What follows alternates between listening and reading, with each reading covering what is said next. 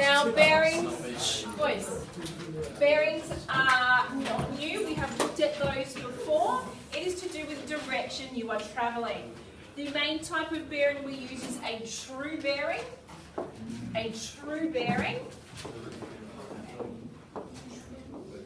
Sometimes they are known as three-figure bearings. Okay? Three-figure bearings.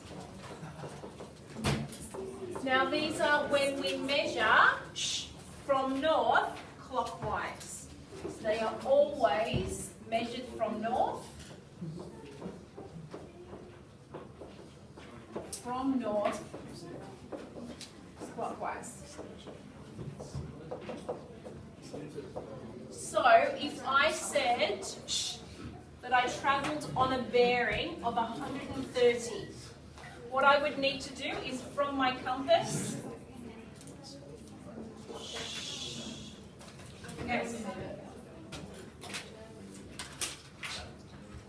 okay, so this is my compass bearing. North is always straight up on your map.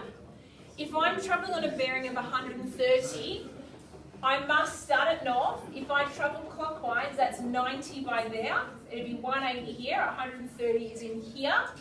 So I would be travelling from this point down there, and that angle would be 130 degrees. So that blue line is on a bearing of 130. If I had a bearing of 7, I would be from north and heading that way. I can have anything up to 360, so anywhere between 0 and 360, and that gives me the direction I travel. Now there is something, quiet. That is the way we talk in bearings most of the time. Just in case, we are going to briefly look at compass bearings. So a compass bearing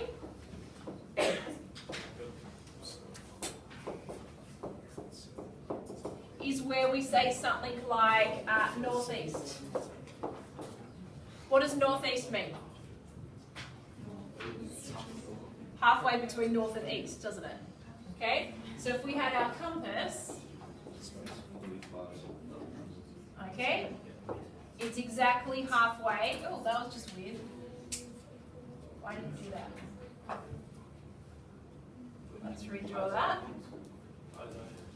It's exactly halfway between north and east.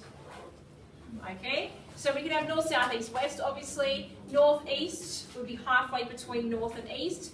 You could have, if you're going to be tricky, you could have north, northeast, which is halfway between north and northeast.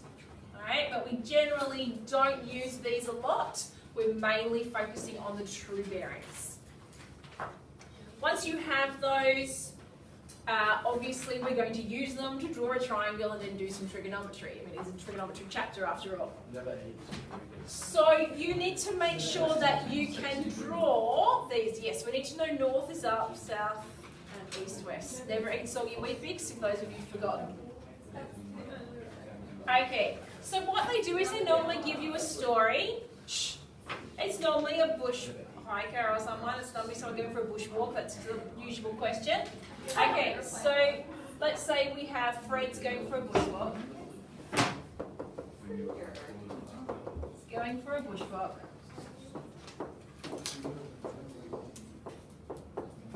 Okay, he travels. So let's say he's travelled, I don't know, 4.5 kilometres on a bearing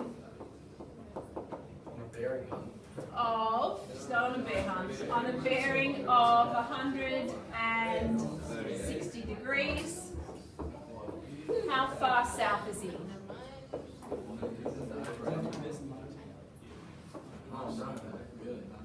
From the starting point.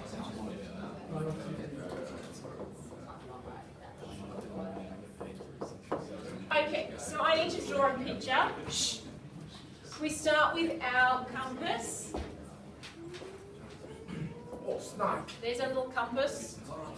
We're on a bearing of 160, so we are heading off in in this direction over here. Okay? And he goes for 4.5 kilometres. And I know that's 160. Is everyone happy with that? That's what the question told me. The question then says, how far south, how far south is he from the original position? What we're looking at then is how far straight down has he gone. So we're going to measure straight back to here and go in at a right angle, okay? So I want to know how far south has he gone, so we're going to call this X.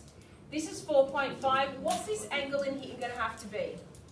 It has to be 20, because I know straight down to south would be 180. I've already gone 160, so that would have to be 20 degrees in there. Once I have my picture, it's straight SOHCAHTOA, so off you go. We know that we have the adjacent and the hypotenuse, so that is cos.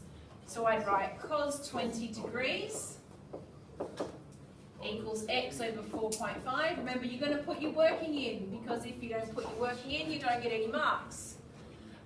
If I have x on the top, I need to get rid of that divided by 4.5 by multiplying by it. So x equals 4.5 times cos 20. Grab a calculator.